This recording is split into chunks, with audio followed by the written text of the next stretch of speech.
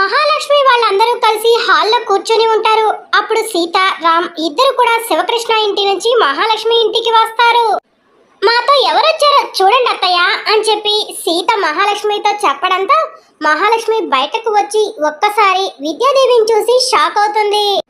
ఇక మహాలక్ష్మి విద్యాదేవి దగ్గరకు కోపంగా వెళ్ళి నువ్వు మళ్ళీ ఇక్కడికి ఎందుకు వచ్చావు అని చెప్పి కోపంగా అడుగుతూ ఉంటుంది.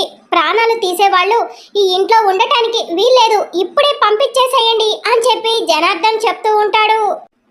కుదరదు మావయ్య, టీచర్ ఇక్కడే ఉండాలి అని చెప్పి సీత చెప్తూ ఉంటే ఎందుకు ఉండాలి అని చెప్పి మహాలక్ష్మి అడుగుతూ ఉంటుంది. ఉండాలి పిన్ని అని చెప్పి రామ్ అనటంతో నా మాటకే ఎదురు చెప్తున్నావా రామ్ అని చెప్పి మహాలక్ష్మి అడుగుతూ ఉంటుంది.